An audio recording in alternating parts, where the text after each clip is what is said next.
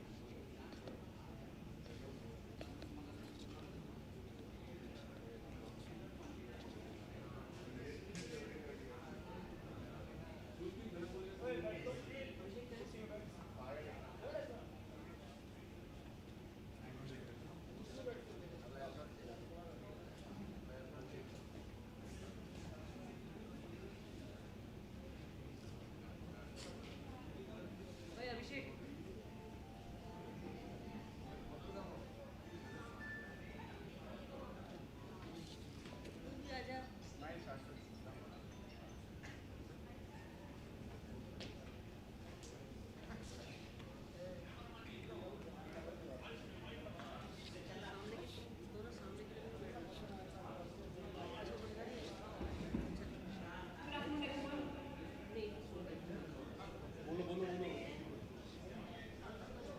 hello, hello, hello. Hello.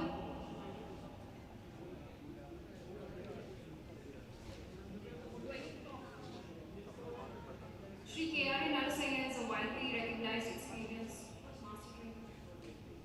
बोलते रहो audio check कर रहे हो master trainer in the field of marine engineering, together with a passion for writing that turned him into an award-winning author. He prepared himself for a decade-long career in the Navy during a time of transition and became the first Indian flight deck chief of the aircraft carrier INS Vikrant. When he left the Navy in 1963, he had qualified himself for the Merchant Marine, where he spent a couple of years before joining the port of Vizag, selected through the UPSC as a marine engineer.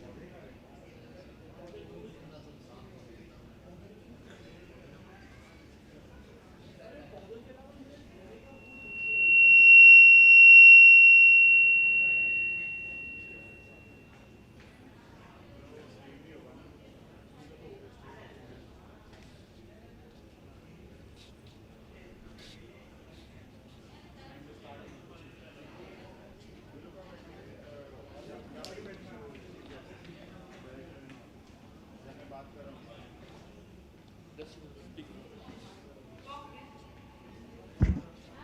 He was invited by the World Bank to join as a marine consultant for a mission for emergency rehabilitation program. ஒன்றுமே இல்லை அதில்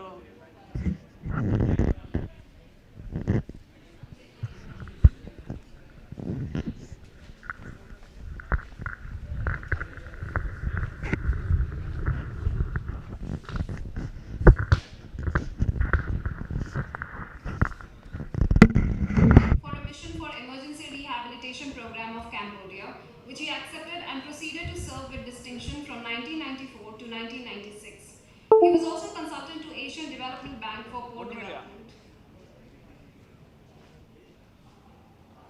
இப்போ He has been awarded 4 times by Tamil Nadu state government for Tamil literature.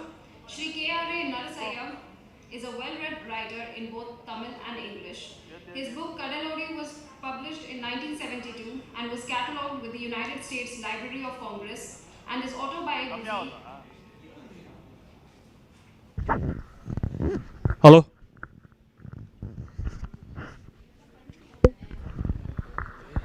அது voice வரலன்னு தெரியல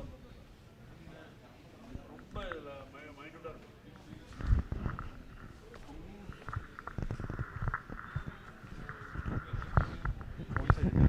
ஆடி YouTube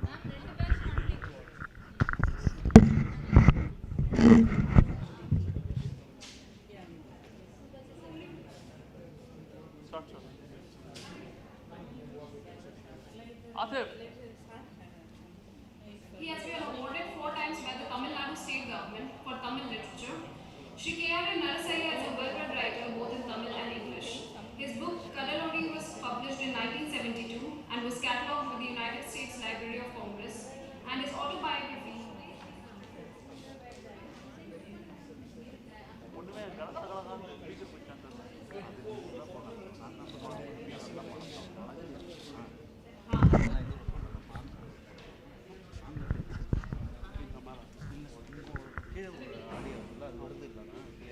கீழே இருக்கிற audio வந்து தான் போகுது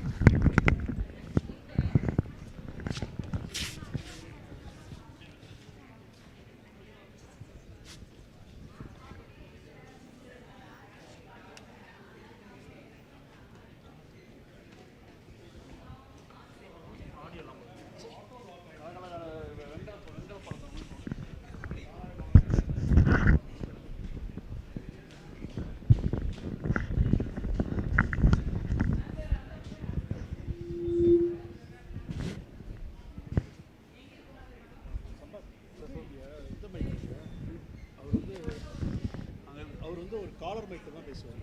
ஆர்டர் மைக்கில் மட்டும் இல்லை அவர் காலர் மைக்கில் பேசுவார். இந்த பைக் தான் இங்கே இருக்குது நம்மளோட ஆர்டர் மைக்கு தான் அவர் பவர் பாயிண்ட் வேறு கொடுப்பார். பவர் பாயிண்டா அவர் நான் எதுவுமே சொல்லி சொல்லணும் இல்லை இல்லை அவர் பவர் பாயிண்ட் டிஸ்பிளே பண்ண முடியாது டிவி டிஸ்பிளே பண்ணுறாங்க. அவர்கிட்ட கேட்குறேன் மேடம் சொல்லிட்டு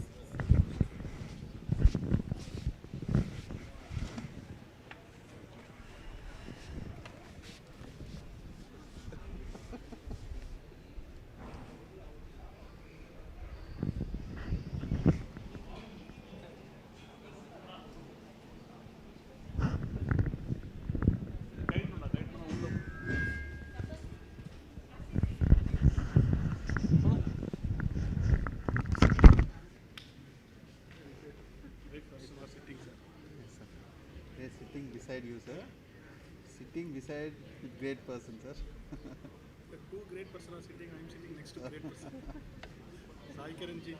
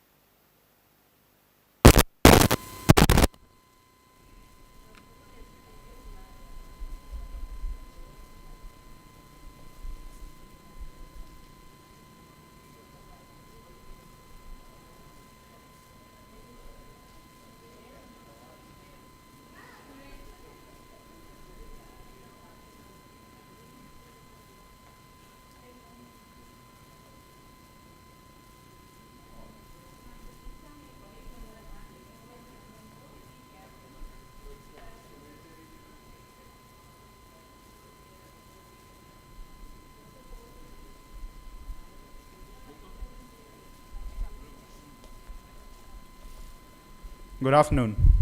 It is my privilege to welcome everyone on behalf of Indian Maritime University today for the Colloquium on the theme Maritime Realms Now and Then.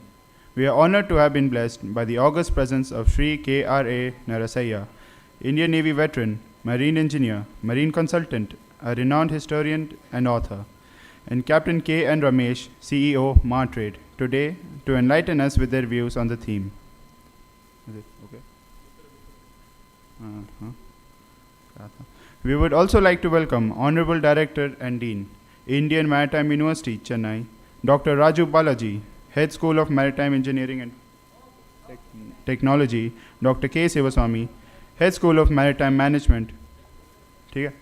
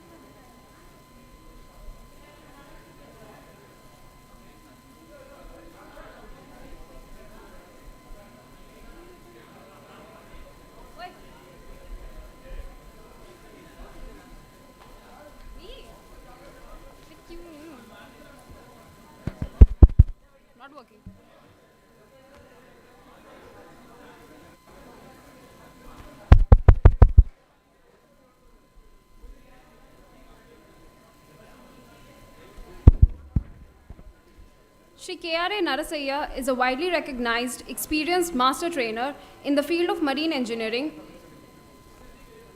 together with a passion for writing that turned him into an award-winning author. He prepared himself for a decade-long career in the Navy during a time of transition and became the first Indian flight deck chief of the aircraft carrier INS Vikrant.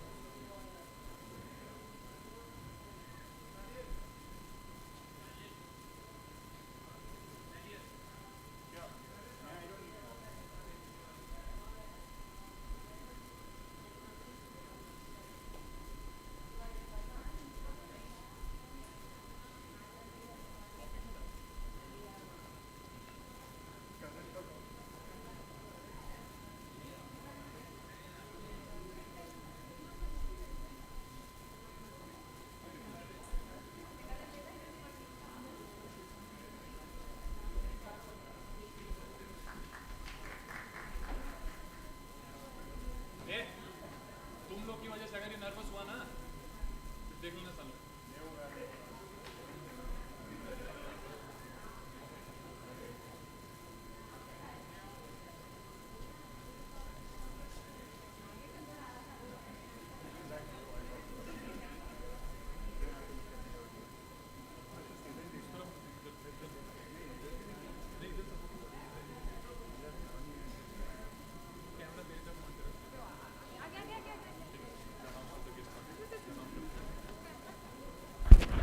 Everyone, the guest has arrived.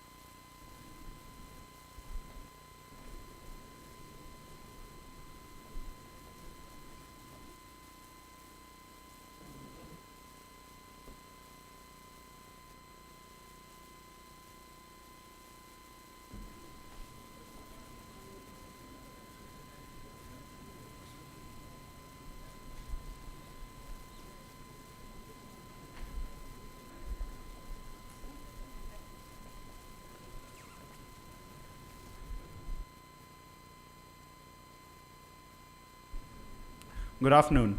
It is my privilege to welcome everyone on behalf of Indian Maritime University today for the colloquium on the theme Maritime Realms Now and Then.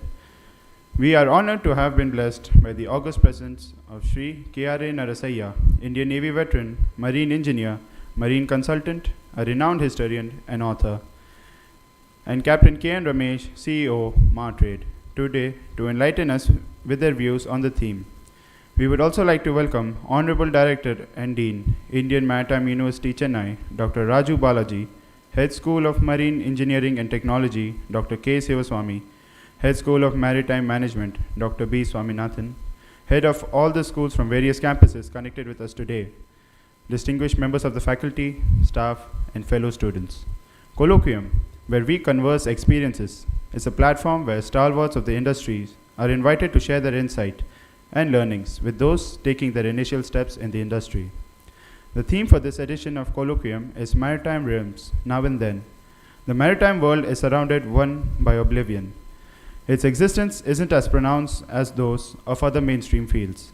Today, we strive to understand events that led to the current state of affairs and ideas which hold within them the potential to transform maritime sector as we know it.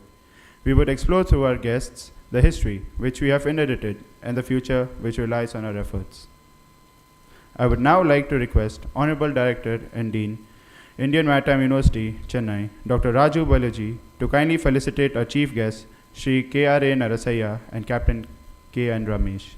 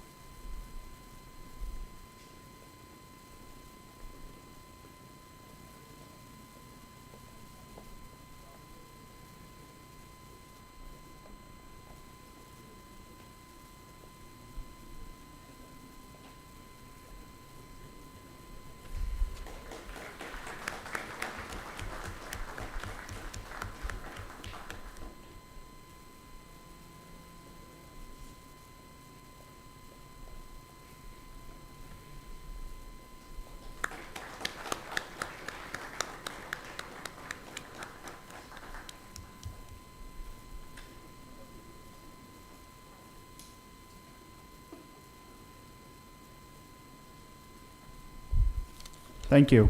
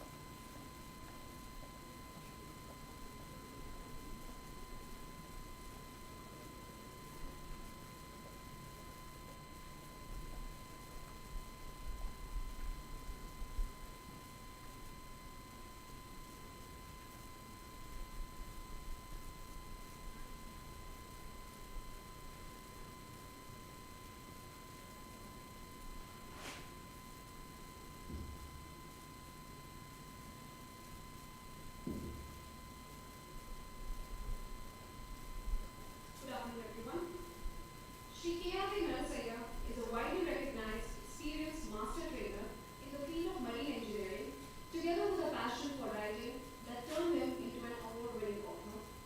He prepared himself for a decade-long career in the Navy during a time of transition and became the first Indian flight deck chief of the aircraft carrier INS Vikrant. When he left Navy in August 1963, he had qualified himself for the Merchant Marine, where he spent a couple of years before joining the port of Vizag, selected through the UPSC as a marine engineer. While in service in the port of Vishakhapatnam, he was called by the Indian Navy, being a reservist, for a brief period during the liberation struggle of Bangladesh and served with the Eastern Naval Command under Admiral Krishnan. He was invited by the World Bank to join as a marine consultant ports for Mission for Emergency Rehabilitation Program of Cambodia, which he accepted and proceeded to serve with distinction from 1994 to 1996. He was also a consultant to Asian Development Bank for port development. He has been awarded 4 times by Tamil Nadu state government for Tamil literature. Sri K.R.A. Narasaya is a well-read writer both in Tamil and English. His book, Kadalodi, was published in 1972 and was catalogued with the United States Library of Congress, and his autobiography, Through the Rearview Mirror, is a great reading experience.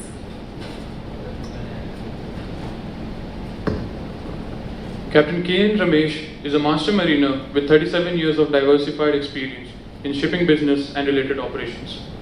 Acknowledged for groundbreaking efforts in logistical solutions and his personal center of influence, boasting a network of key executives across the sector. He is a consensus person who is driven towards for the betterment of the industry. On 21st April 2023, Captain K.N. Ramesh sponsored Merit Awards for the Best Engine and Tech Cadets of Indian Maritime University Chennai campus every year for the next 3 years, and the said awards to be named in his father's name, Sri K.R.A. Narasaya Merit Awards Memorandum of Understanding was signed.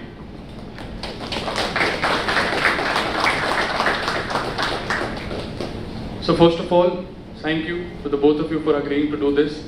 It's an honor and a privilege to listen from you, to learn from your experiences. Starting with the first question. So when one looks at the history of anything, one cannot help but imagine what started it all. The same curiosity exists when one thinks about the history of shipping. One tends to think what caused our primordial ancestors to venture into the sea on wooden structures. So sir, has it always been trade, or was it because of the greed of humans to conquer alien lands that our ancestors ventured into the sea? Thank you very much. First of all, let me thank the director, Dr. Raju, Professor Swami and Samanani, for their giving me this opportunity to be with you all to start with. And I'm really happy to be here because I've been here before, quite some time back, and I know this place well. And therefore it gives me a feeling of having been already somewhere and this thing again. There is nothing new about it. Thank you very much. Yes, your question was? So my question was, the history of shipping. Did our primordial ancestors venture into the sea just purely for trade, or was it for their greed to conquer alien lands and for discovery? Yeah, you see, first of all, from your question, I understand that you would like to know how at all a man started going into the sea to start with, isn't it? See, somebody asked that climber of Everest, why are you climbing the Everest? He said, because it is there. That was his answer. Because Everest is there, I am climbing. So similarly, why are you sailing? Because sea is there, we are sailing. But what caused and reason to sail? In psychology, there is a term called self-actualization. You know, everyone, not only human beings, animals, even including plants, they have a desire to become better, whatever they are. See, if you cut a tree's one side branch today, you will start seeing within months that side growing faster than the other side, and a symmetrical shape achieved soon. So even the three things, I should look better. So it is not as though the only human beings think like that, animals think like that, everybody. And this, whatever could be this thing, it was termed as self-actualization. That is, every one of you, every one of us actually, have a potential little more than what we are doing today. You have much more potential than what you are now. So you would like to realize it somewhere or other. So how to achieve this potential? Are you going to be guided by somebody? Or there is an inquisitiveness to learn something more? So this he called self-actualization. You know, the funniest thing is the word self-actualization was not coined by psychologists, by neurologists actually. So he coined it, and later psychologists refined it further to say what is self-actualization. So a man, a primordial man also, see, we say human race started somewhere in South Africa somewhere and started climbing up towards Europe and going all the way right round and going right down to Australia and then coming back to Asia. Why did they do it? Why did the human beings start moving from place to place? Always it is because they are nomadic in nature or something else was driving them through. So there has been a force in every human being, an inquisitiveness to find something more. So when he saw a huge, if you see the globe and see 3/4 the part of the globe is blue, that is sea. So actually we are only 1/4 of that globe that we are land. Actually it is wrongly named the earth. It should have been named ocean actually, because it's full of ocean all over. And the land masses are separated by water masses. So to reach one landmass from another landmass, you had to cross water. This the man knew. Then he also came to know that there are certain objects which can float in the water. And then his inquisitiveness drove him to find out that it is possible to use this to cross the water. Not that all of them succeeded. After all, Ferdinand Magellan in 15th century, he left Spain and came all the way to go around the world, but he was killed somewhere in Philippines. But out of the 9 ships that left Spain, only 1 ship reached back Spain. All of them in between squandered. So what made them to go around? We read now also, other day I was seeing in the paper a lady went solo sailing all over the world. You must have read about it. What made her to do it? Does it give her anything better than what she is already having? A better family or something? No. It is that self-actualization that I can do something more than what I am doing right now. So that is how sea sailing started. And once it started, people started also using that for their betterment otherwise, like trade, like finding some food, things like that. In fact, there is a place called Mais Hamus in Egypt, earlier known as some other place. Now it is known as also some other name. So in 1994-95, they undertook a sort of expedition there to find out what is happening, and they found out a potsherd. A potsherd, it's a clay pot's broken piece. That is called potsherd. You see, the pots by themselves are used as containers, and whatever was in the pot was already gone, finished, destroyed, polished, whatever it is. But the pot by itself remained intact, and that bore the evidence of somebody having been there. And there was something written in some language, nobody knew what it was. Till it was decoded by professors of Southampton, who brought it to Madras and showed it to, who brought the picture of that and showed it to Airava Mahadevan, who read it as Tamil Brahmi writing. And he found it written as Panai Uri. Panai Uri means a pot suspended by ropes. In the houses they have for curd and butter they suspend upon Paunai Puri, it was written on top of it in Tamil Brahmi. Tamil Brahmi stopped before 3rd century. So it must have been before 3rd century. After that some other script started. So that way, if you see, somebody has been from here by sea across there and gone there to do something. We don't know what he did. Whatever he did, he managed to go there. So this kind of, spirit of adventurism took the man all over. That is the reason to go this journey. And of course, he improved upon it. Thank you, sir. Sir, for my next question, trade has always been a transaction with commodity exchange as payment. What one kingdom lacked was imported, and what the same kingdom had in surplus was then exported. But our history has been tainted with the trade of one particular commodity, which isn't as banal as others. I'm talking about the slave trade. The use of human beings as commodity for trade has left impending marks on our history, whose effects can still be felt today. So in the Indian context, sir, does India have experiences of our own relating to the global slave trade?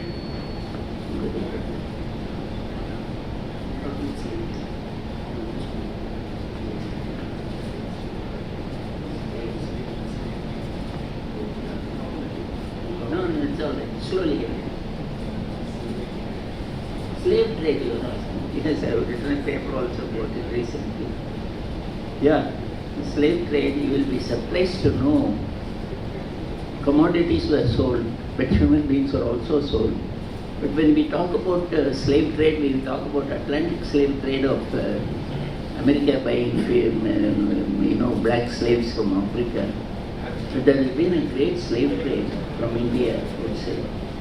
And you will be shocked to know that Madras was a chief port from where slaves were exported. And now what is known as Pulicat, that lake, there only the ships used to come and slaves used to be exported. It is stated that somewhere in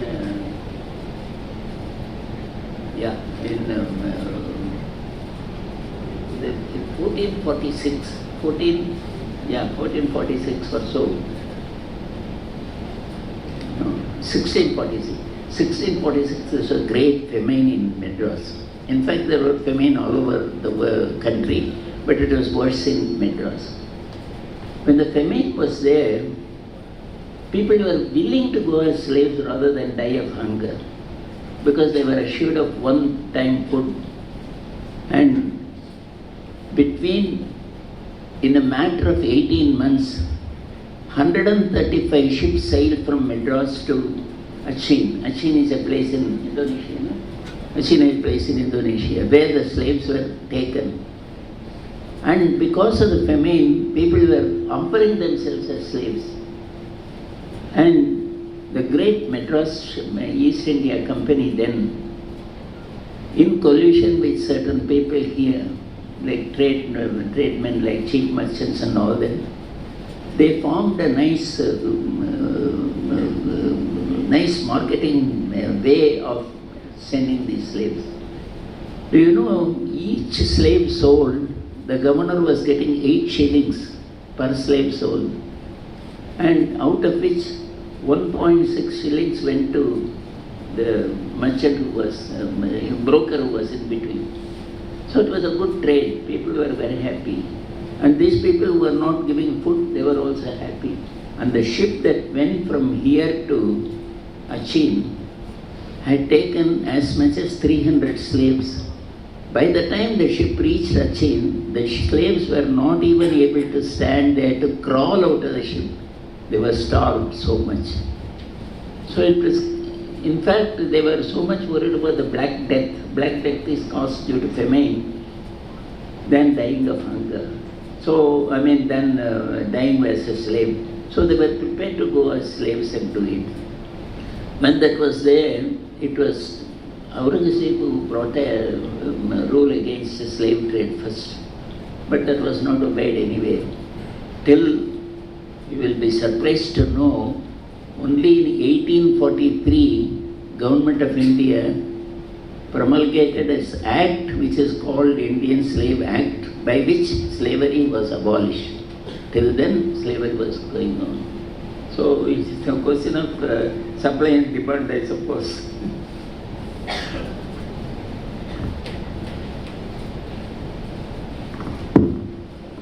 Captain, my question is to you.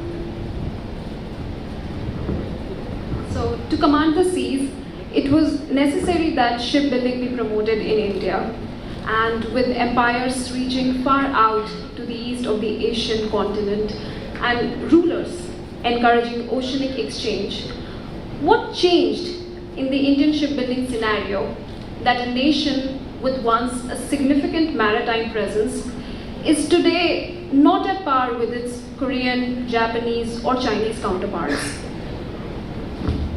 Yeah.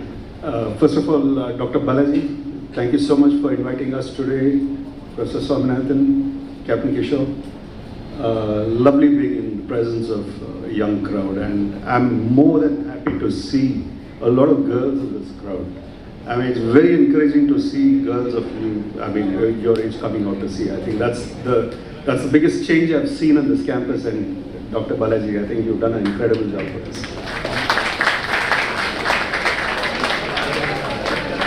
It should have happened about 20 years back. Unfortunately, we were lagging behind anyway.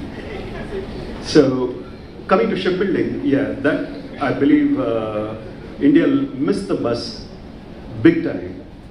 Today, if you take 100 ships, 95 of them are being built between China, Korea, and Japan. Of the rest 5, the statistics says 4 are built, 2 are built in Brazil. 1 is built in the former Yugoslavian breakaway Croatia, and a half a ship is being built in India. That is the statistics today, if you look at. I mean, we consider ourselves a very, very big maritime nation, and we are so proud about our maritime history, tradition, and what else have we, legacy and stuff like that. But unfortunately, you know, the governments one after the other consistently haven't given a thought to this maritime trade and how they can. I mean, those are the days when they said that if you could conquer the oceans, you would be the king. You would be the emperor.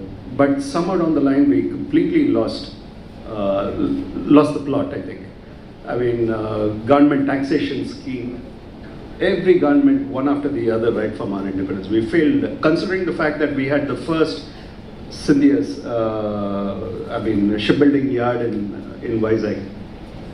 There was a time, I remember when I was a kid, about 50 years ago, 50 years ago, we were all 10-year-olds running around there. We would see every 3rd month a ship being launched in Vizag for Shipping Corporation of India. And the pity is even Shipping Corporation later stopped buying ships in India.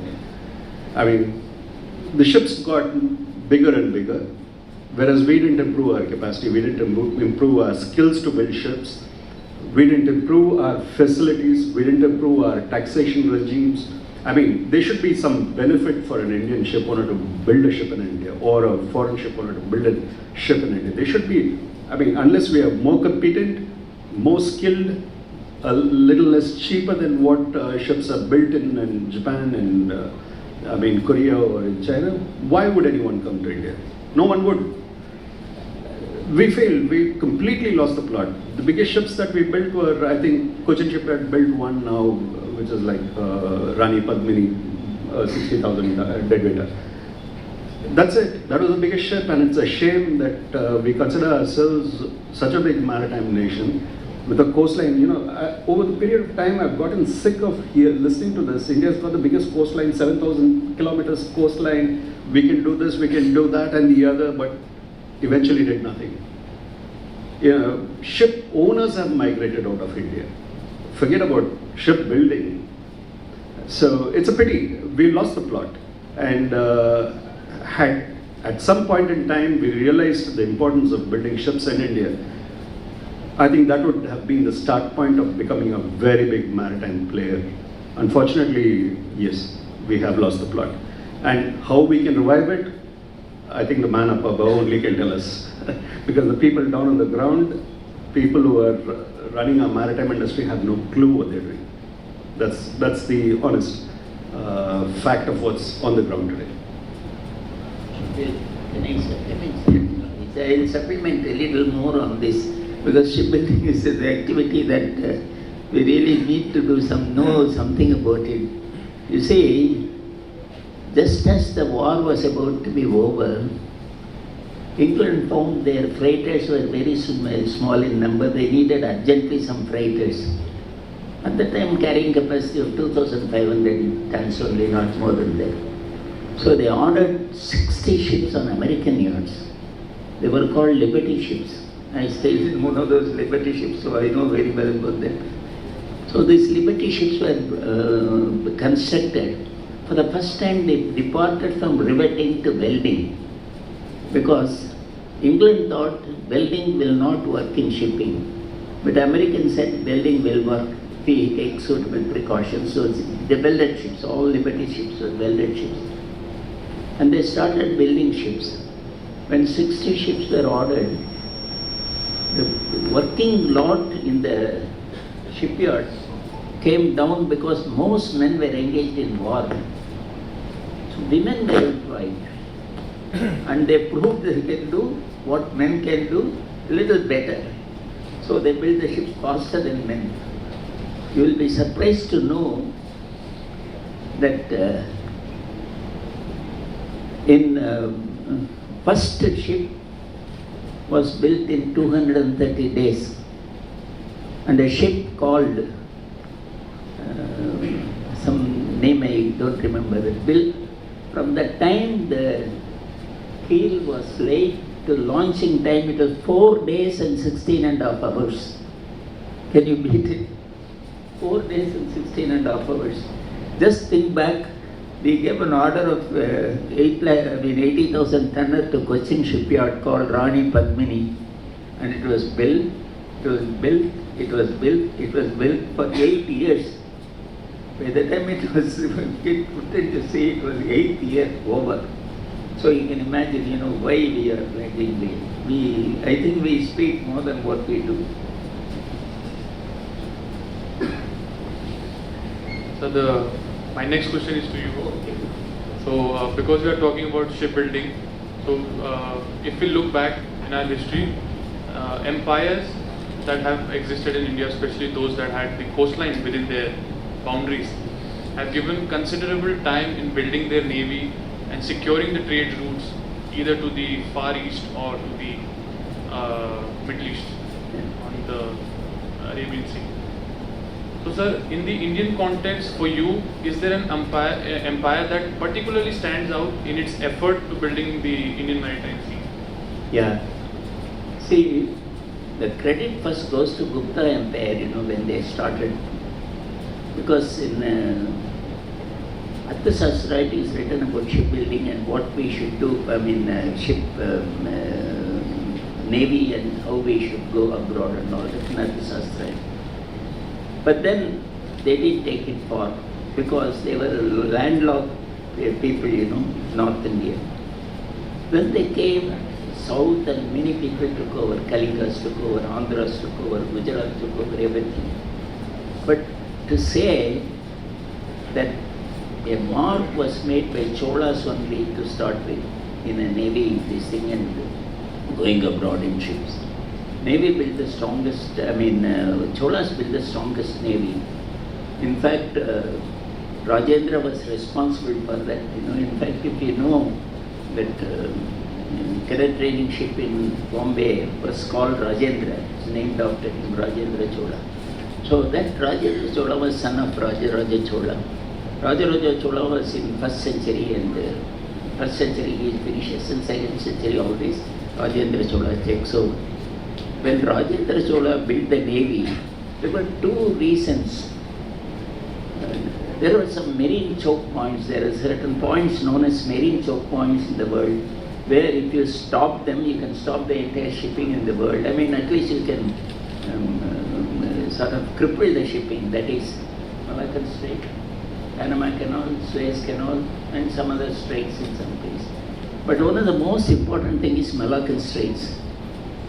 So Indians were doing very good business across from Tamil Nadu to China. They were in good business. At some point or other, Srivijaya Empire became very strong, which was in Indonesia area, and they started harassing the merchantmen that were going from Tamil Nadu to China. So to protect them, a force was required and Cholas built the navy. Cholas were thus, originally navy builders were only Cholas. So they launched this thing. And Nagapattinam, now there is no sign of it, no even nothing, no vestiges left, not even a small symbol is left to show that there was any activity in Nagapattinam today. But it was a launching place there. And from Nagapattinam they were launching the ships. And most of the ships are built in that area where the shore offers beautiful beach for building ships, because there were no building shipyards, They were all built on the sand and pushed into the sea. That was possible in that area because sea offered them a very good position. So they built the navy and sent. Of course, if you see Borobadur's scripture, which they say Chola ship, which I contest, I say it is not a Chola ship, it is a original Indonesian ship, because it has a huge outrigger, and Indians also had outriggers. You know what is outrigger? Outrigger is an extended arm from the boat so that it will give a balancing float, so that ships will sail without rolling. So Borobudur ship shows a huge outrigger.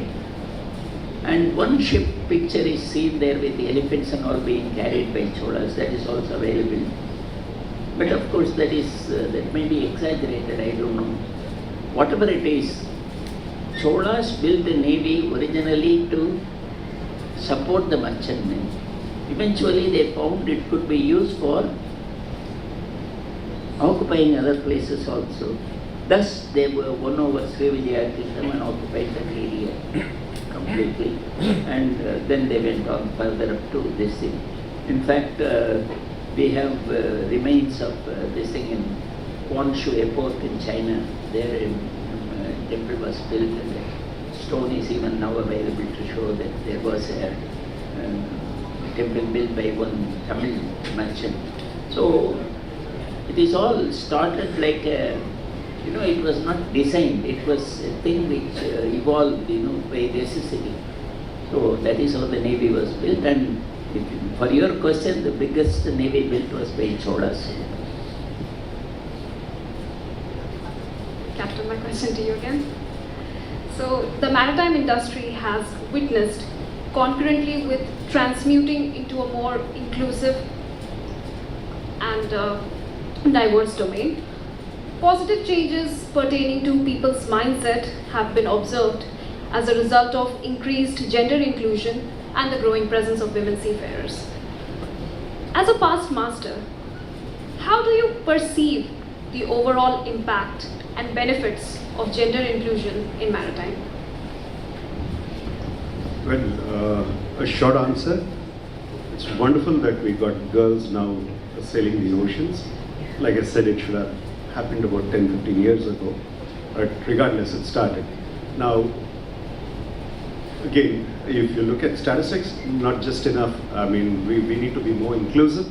Today, there's only 1.2% of all the sailors who are women. And if you ask me, I think women would make better sailors than men. I mean, it's a mindset thing. Women have always done things better than men. I mean, next to God, you are the ones who created mankind and womankind. So, sailing a ship is a walk in the park for you guys. Yeah. And I also feel that the mindset, it's all between your ears. I mean, how strong you are mentally. I sailed 20 years, and on the 20th year when I gave up sailing, I was still falling seasick. But my wife sailed with me for 7 years. She never felt seasick. If you have a clear head, you can do things better. I never had a clear head till the last day. And I'm sure if my wife was trained to sail, she would have done a much better job than me. So here it is. I mean, women can be good sailors. Men also could be good sailors. But I believe, guys can contest, but I believe women would be better sailors. And you'll add a little bit of glamour to the sailing, to the sea.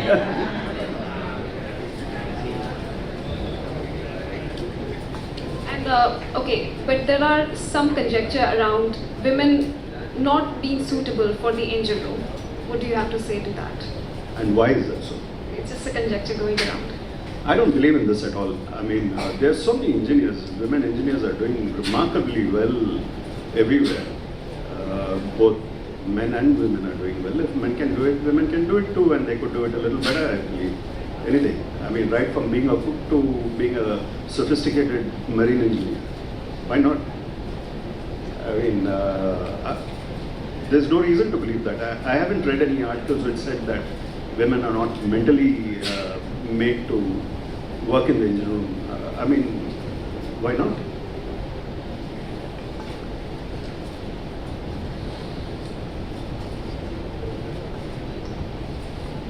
So that was about that. Now coming to the Day of the Seafarer, it is celebrated each year to show respect, recognition and gratitude to seafarers everywhere.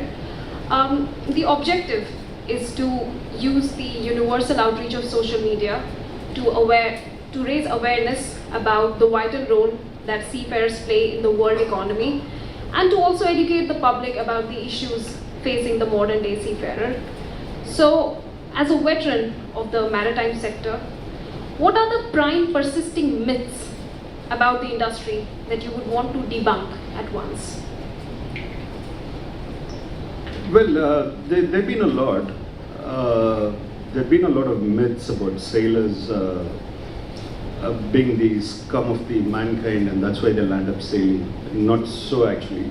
I mean, there are very senior people there who sailed. He's been sailing from 1945 or something like that. So I don't believe that's true. That's a myth. There are so many such myths that goes around. But sailors have been the central point of trade has been a sailor, and sailors unfortunately have not been recognized well in the past, though they have been singularly the central point. You take any trade, there is a portion of that trade where the commodity is moved by sea from one point to the other. And if it is moved by sea, it had to be a ship. It has to be a ship. And if it has to be a ship, there were sailors involved. And sailors have, I mean, trade has improved. Trade has cut across boundaries. And singularly, sailors have been one of the most important breed of people who have carried this trade on from point A to point B. And I believe that they were not given their recognition till IMO decided to, recognize 5th of June as the World Maritime Day. I mean, I'm glad they've done it, and it is for a reason. And I think it was all a little too late, but regardless, now we are recognized for what we have done, and that was very important.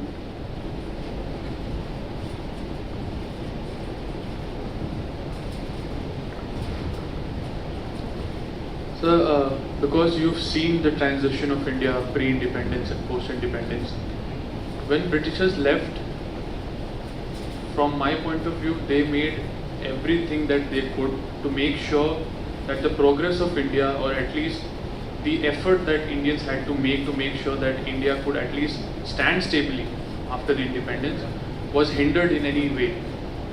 So in the shipping context, how bad or what were major challenges that Britishers posed before they left? For the shipping sector. For the shipping sector. Well, in fact, the correct word to use was they destroyed shipping. For quite some time they destroyed shipping. In fact, Mahatma Gandhi said, as the Indian textile crashed because of Birmingham, Indian shipping crashed because of English thinking on shipping. So they made sure that Indian don't sail. I'll tell you one small incident, They said, no ship from India should berth in London with more than which has more than 1/3 of the crew as Indian, because they behave badly, they bring a bad name to the town. That's what they say. And saying that they reduced the way Indians were employed. So that is one way of choking Indian shipping, was controlling the force that were running the shipping. And after doing that, they made sure that there is no Indians are offered any training as such for sailing as engineer or deck officer. So this was fought by many people, but no solution was coming. There was a P.S. Sivaswamy Iyer, whose name you can find even in one street in Mylapore, P.S. Sivaswamy Iyer Road. Lady Sivaswamy Iyer School is also there in North Madras. This Sivaswamy Iyer was once one of the council members of the pre-independence council. He moved a resolution asking that there should be a training center started for the purpose of training Indians. Very reluctantly, HMS Dufferin was brought in to train. That time no marine engineering yet, only the deck cadet. Then for marine engineering, they said they will try and train some people in Calcutta Engineering College and do something. That's how DMET started much later. So when this came also, they need to have shipping time. As you all know that you write the examination, you have to have a certain sailing time. No ships were taking the Indian sailors who were trained in Dufferin. So they had a problem there also. Then it came forward, then Scindia and people like that came forward, provided some this thing, and they fought like anything. And Sivaswamy again moved a resolution for giving certain seats for Indians so that they can train themselves. And he was the first one to introduce this training in marine side in India. And that's how Dufferin came. So once having come there, having seen that has come, the Indians, the Europeans became a little jerky because there was something known as Calcutta Hooghly piloting service. Very strange, no other port had except Hooghly in Calcutta. So these pilots had 120 miles of sailing in ship in the river. It had to be piloted. So that pilot service was known as Hooghly pilot service, for which no Indian was recruited at all, only Englishmen were recruited. So they had to fight again for that and get a lot of this. It took about 5-6 years for getting the first man recruited there. So all these things, you see, when you fight, you hit where it hurts most, Like that, when shipping had to be stopped, where it hurts most was the people who run the ship. So they made sure that. And when people like Vivo Chidambaram or Ravendranath Tagore, who started their shipping, they did, the story of Vivo Chidambaram ships and all, they did whatever possible to ensure their ships won't sink. And the greatest culprit was Mackenzie. That was a company which caused most problem. And that Mackenzie was an ordinary clerk in a shipping office who rose to the position of director of a company, Mackenzie. And he ensured that no Indians get a chance to sail, no ship come to get the train.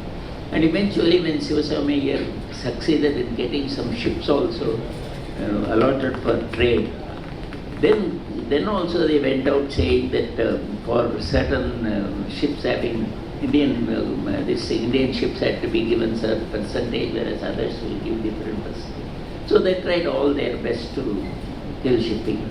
But we must say we came out of it thanks to Scindia, mainly Scindia. Do you know that the first ship entered Singapore harbour in 1948 with the whole Indian crew, that is starting from captain to the last sailor. And yet we had people like Ramasamy Mudaliar, who ran Indian Steamship Service ISS, who refused to employ an Indian captain, saying that I don't believe Indians as captains. It was Indians themselves who spoiled. So you see how things go. Anyway, I must say that very soon, when things became all right, Indians proved to be better sailors. and Indian crew, both officers and men, in all foreign companies they are liked, they are given more chances. And I am told, I don't know the statistics now how it is, more Indian sailors are sailing in foreign ships than many other foreigners, in the ships. So it is all a question of time, but we have done that much better, and our sailors have proved to be a better people than others. Thank you so much, sir. The questions that we asked have given us plentiful of learnings from your experiences, and the fact that we have both of you here, it gives us a whole picture of where we come from and where we are headed, and therefore what our role is in that journey. I think now we'll open the floor to the audience. If the audience wants to ask any questions.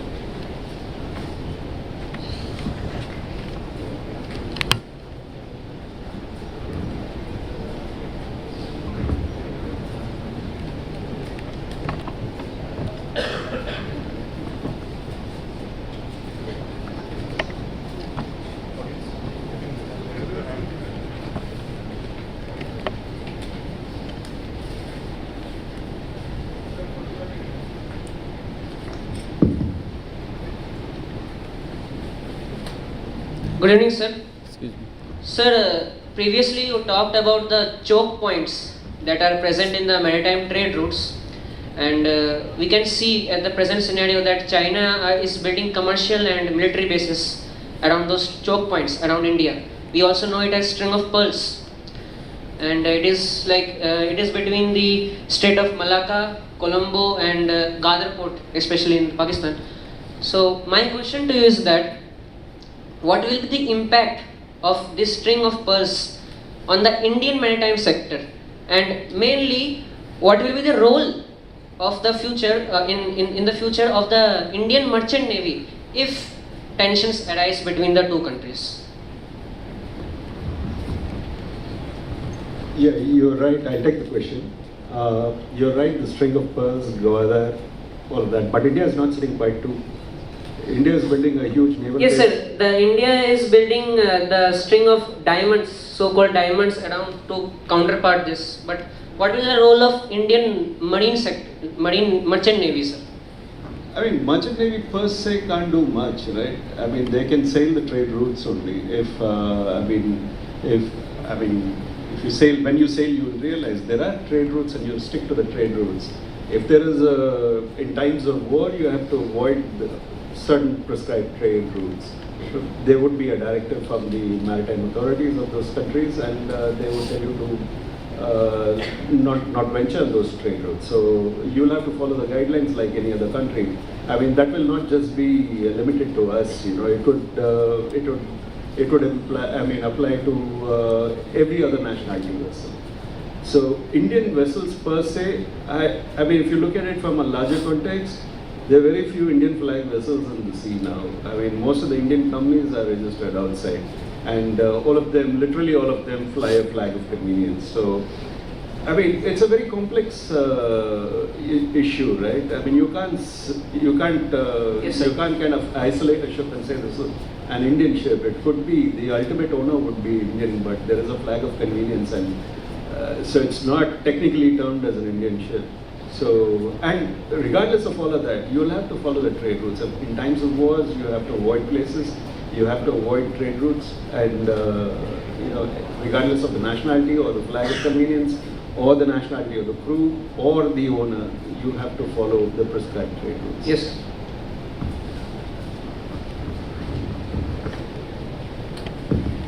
You can raise your hands.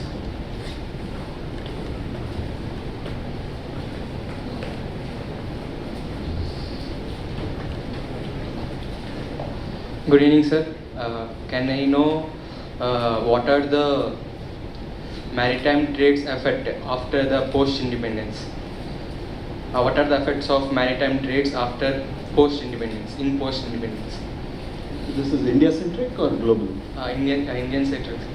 Indian-centric post-independence, we've lost a lot of ship owners. All of them have gone out of India and established their outfits in various other countries, especially Singapore, and Great Eastern had a few of their ships flagged in Gibraltar.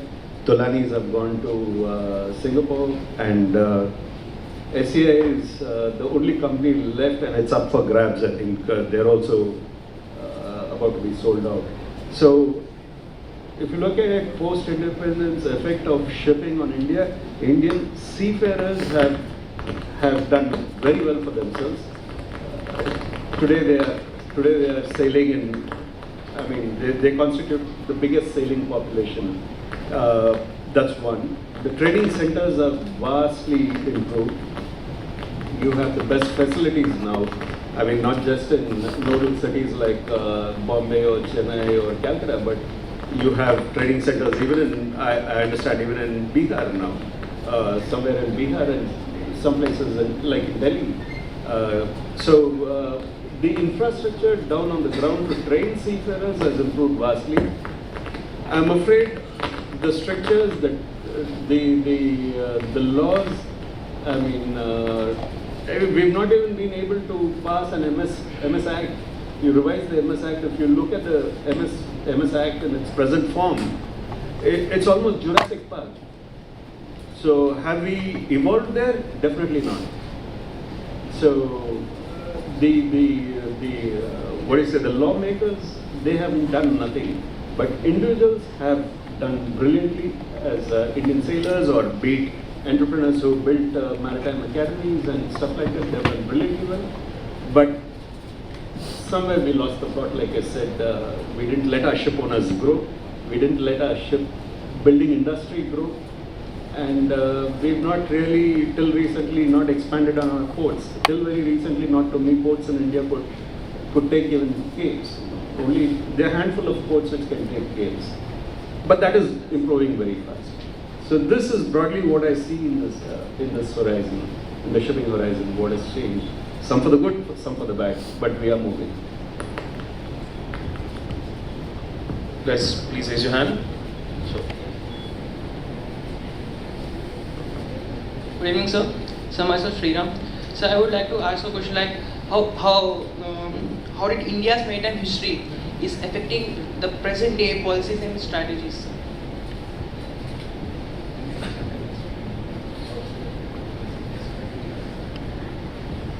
See, always you learn from the past, you see the past and learn. That is the history, that is work, from history. Whatever it is, we have, as he said rightly, there are people who are willing to do something, but they were not allowed to do certain things because of various problems. It's not a forum to discuss that, but whatever it is, our maritime history and everything shows that we had all the wherewithal to be the topmost people. But as he said in the beginning, we missed the bus at some time. And all others are not sleeping, they are going ahead. We have not been going ahead, that is a problem. And now, of course, there is a lot of improvement happening and things are happening. Now, even to say that, as he said rightly, that if a man wants to run a shipping company, he finds it easier to run from Singapore or somewhere else, some island from somewhere, than running in India because of complex problems that we have. The rigidity, the bureaucracy, all those things matter a lot. But then it is an inbuilt thing you can't just straight away put one line and say from tomorrow we will change all this things. It's not possible. But I must say there is a lot of improvement in the recent past and things are going in the right direction. Soon we will find it.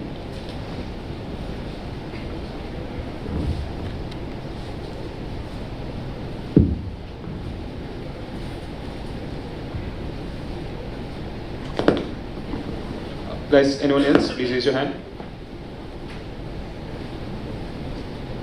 Anyone else?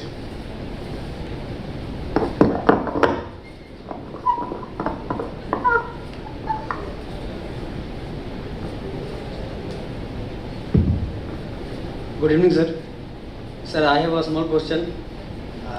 What is the history of India's inland waterways? History of Indian inland waterways. Yes, sir. I was involved in it in some form or the other. It still remains a history. I don't know how to answer that. I don't know if the people who are in command know how to answer that. So I'm afraid that. Yeah, there's only geography. He says there's no history. Sir, but Indian government take some decision for making inland waterways for India, like Haldia to Varanasi in Uttar Pradesh and Kolkata, like in Ganga. That's all a wish list. I mean, if you want to improve on that, and if you want to make your wish a reality, you got to do something on the ground, right? And for starters, you got to deepen that river. You got to. I mean, if you want to sail that river with 4 containers on board or 15 containers on board, I think a trailer would do a better job. There's no point putting 10 and 15 containers on a barge and applying it down a complex waterway. It doesn't help. So dredging, and unfortunately India doesn't have, I don't believe we have the skill set. I mean, there are a lot of people who know what exactly to do, but we haven't mastered the art of dredging rivers. I mean, rivers which go with the flow. Like you see Mississippi and various other rivers, I mean the Elbe in Germany. There is a way you dredge. There is some mechanics to it. There is a technology to dredge. We haven't mastered, and if you have a deepest part of that river is about 5 meters or 6 meters or something like that at the height of tide, what can you carry in those 5-6 meters?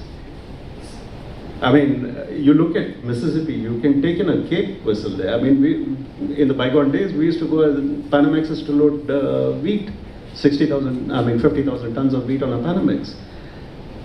Can we do that in India? I'm afraid not anytime soon.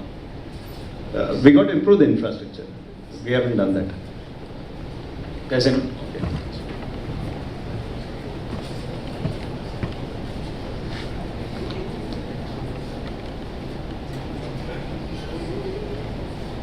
good evening, sir.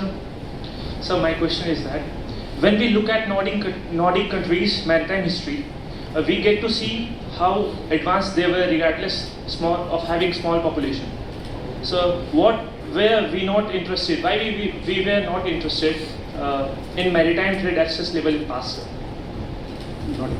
Yeah, I'll answer that. See, the Nordic countries, they had a vision. I mean, they had a vision, they had policies set out to improve their shipping business.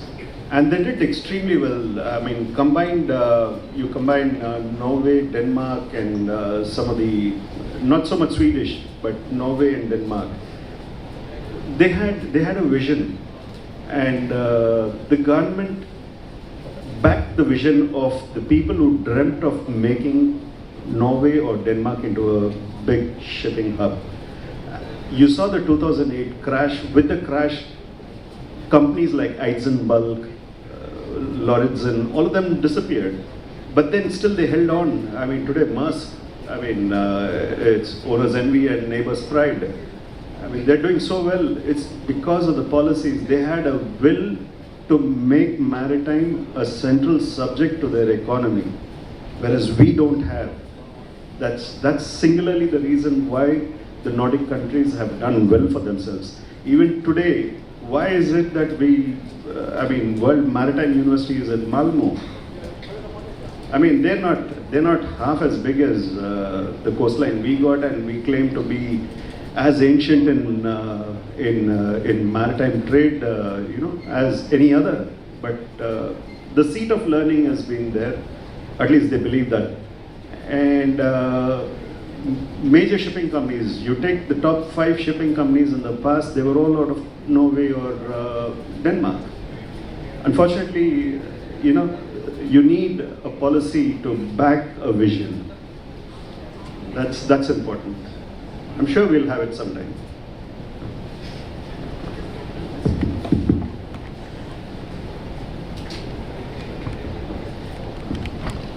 Sir, good evening, sir.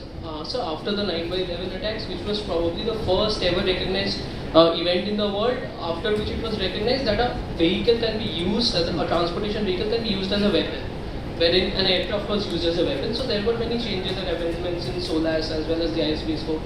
So sir, after that, since autonomous ships or unmanned ships are quite a possibility in the near future, so sir, there have been cases of hijacking wherein a ship has been used as a launching platform for weapons. So like how far is the threat percentage for a ship to be used as a lethal autonomous weapon system or an autonomous vehicle, an autonomous weapon system, and also like what should be the span or degree of human control in that scenario in the near future?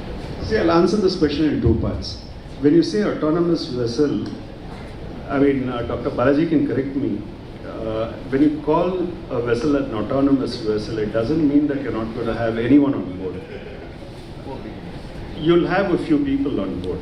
I mean, it's not going to be a remote controlled, device which is going to ply the ocean, and I mean, anyone can just plant something there and let it automatically get into Richards Bay Harbor and blow it up. That's not going to happen. I mean, all these jargons that over a period of time, we make these jargons sound more bigger than they actually implicate.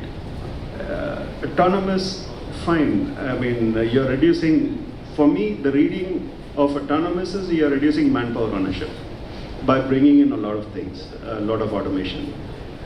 But to say that there's not going to be anyone on a ship, I don't think that can ever happen, in my opinion. I'm not too sure, but not at least immediately. It's not going to happen. And the second part of the question, can it be used as, as a tool to carry weapons like 9/11 aircrafts? Well, in this world, anything is possible. If, I mean, there are some people who are aspiring to become prime ministers also in our country. So anything is possible. You can dream of a lot of things, but will they realize into reality? I'm afraid it's only anyone's guess. So really, nobody can answer that question. Anything can happen, but I mean, I don't think maritime history, you go back into maritime history, I don't think you will find a point in time where maritime ships were used as weapons of mass destruction or a tool to carry weapons and destroy something, unless it is a warship which is meant for a specific purpose. Yeah, warships also were built to protect, not to cause damage. And there's no history in the past. Well, you can argue 9/11, there was no history in the past with aircrafts also. And that's why I said it's only one's imagination what can happen. But the river navigation thing he was talking, I will just add up one small little thing. When there is a handicap, we should take it as a challenge, but we don't do it in India. You see, on the river Rhine, they were towing barges, and the tugs were, the water was eroding the banks. So the corporation came out, the city corporations came against the boat owners, and they said you can't run. If this had happened in India,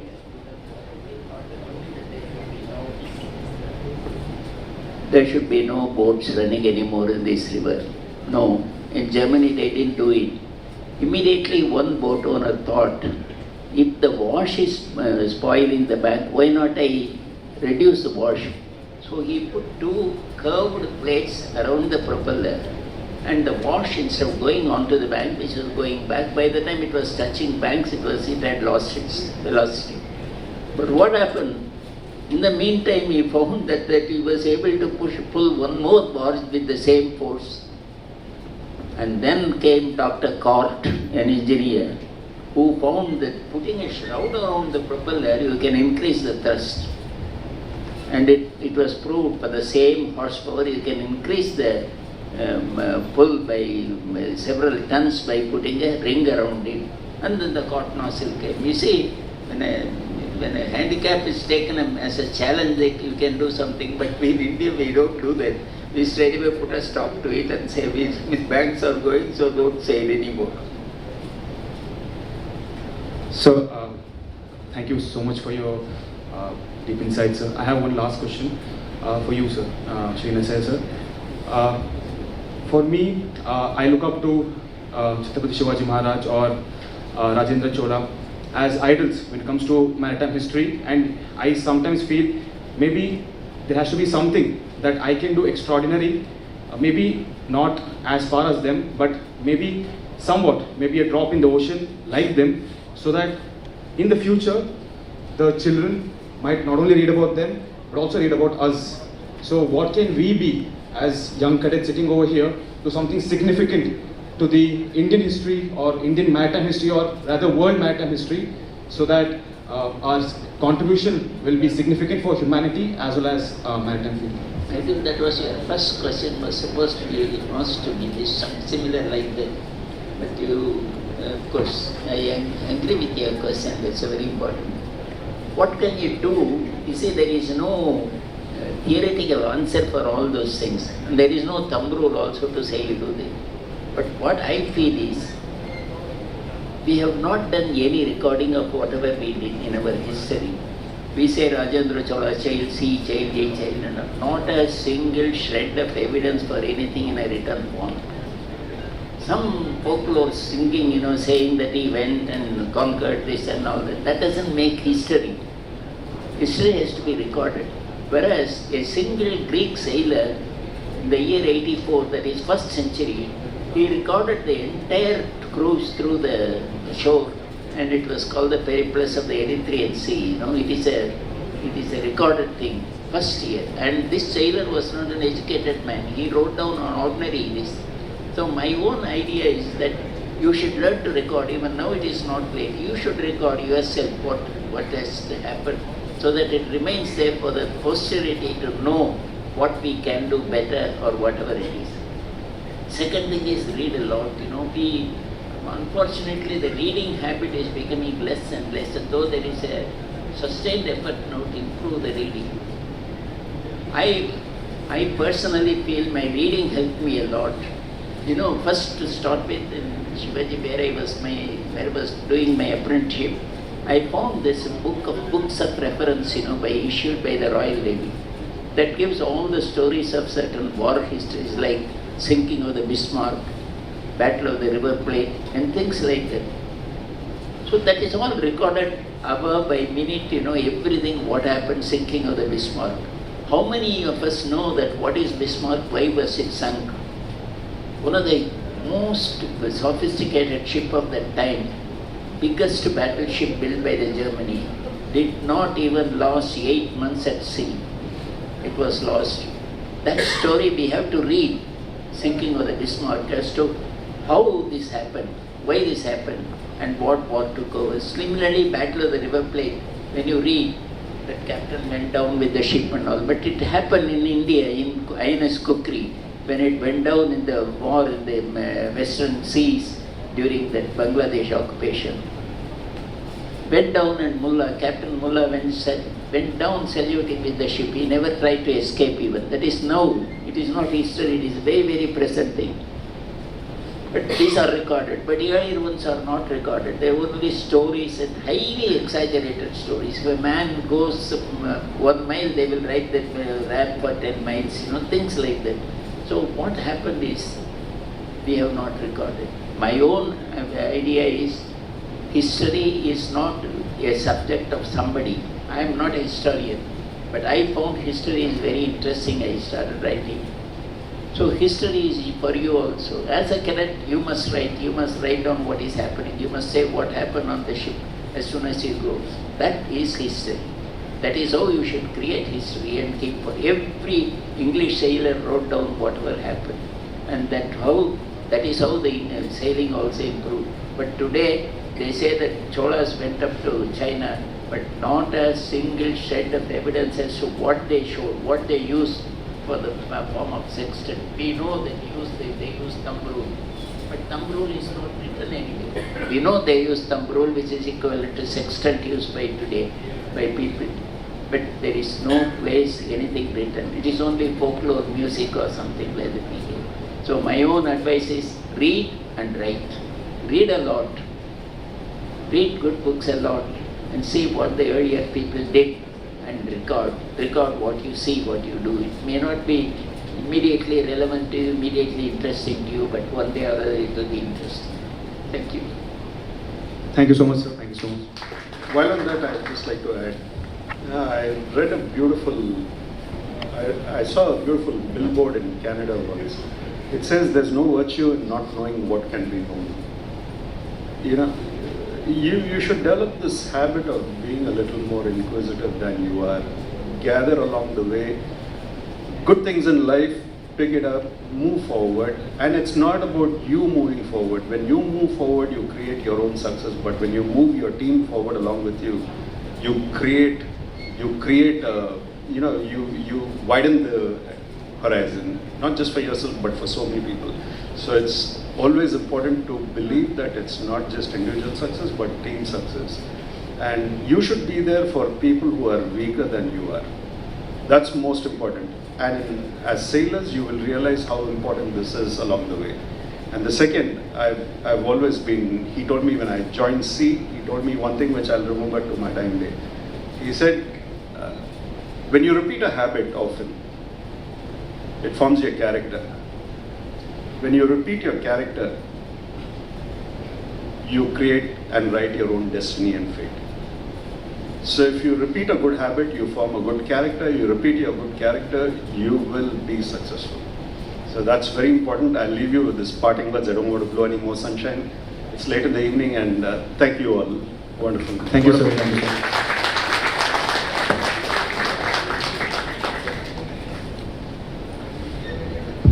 Thank you, sir. I think that will be all from the audience. Thank you so much again for agreeing to do this. Your experience, the lessons that you learned and that you shared with us from history and from the current topics of the maritime sector today will definitely help everybody here and those who've connected with us through the internet. Thank you so much. Can we have a big round of applause?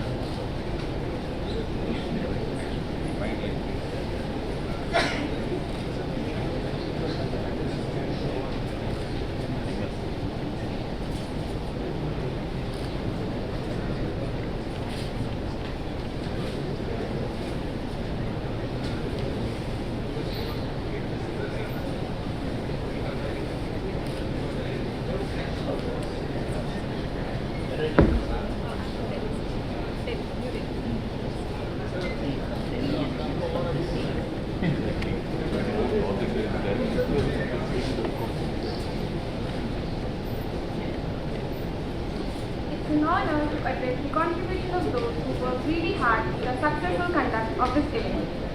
On behalf of our Chennai campus, I extend a hearty vote of thanks to our chief guest, Shri K.R.A. Narsaya, and our special guest, Captain K.N. Ramesh, who spared time from the busiest schedule to grace today's occasion. We had an opportunity to hear our chief guest's thoughts upon the significance of self-actualization, abolishment of slave trade, why India lags behind in shipbuilding, and how they feel about inclusion of women in maritime. The common winds of sailing were abolished, and we came to know about the rebirth of shipping in India after Britishers left. I am certain that the learning from today's discussion will assuredly encourage us in our future endeavors. Organizing an event of this magnitude takes considerable time and effort. The planning process began several weeks ago and demands a keen eye for detail. Thankfully, we have been fortunate to have the support of a group of proactive and dedicated individuals from our institution who are highly skilled in their respective roles. I would like to thank our Vice Chancellor, Dr. Malini V. Shankar, retired IAS, for providing us with this wonderful opportunity.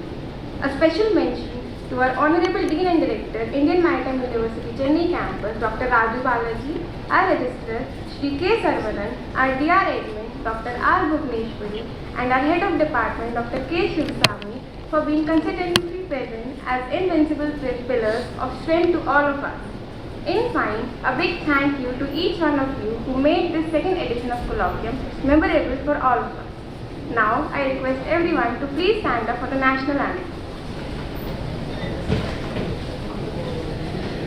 Jana Gana मन अधिनायक जय हे भारत भाग्य विधाता पंजाब सिंध गुजरात मराठा द्राविड उत्कल गंगा विंध्य हिमाचल यमुना गंगा उच्चल जलधि तरंगा तव शुभ नामे जागे तव शुभ आशीष मागे गाहे तव जय गाथा जन गण मंगल दायक जय हे भारत भाग्य विधाता जय हे जय हे जय हे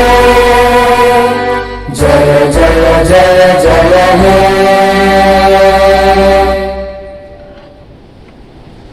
जन गण मन अधिनायक जय हे भारत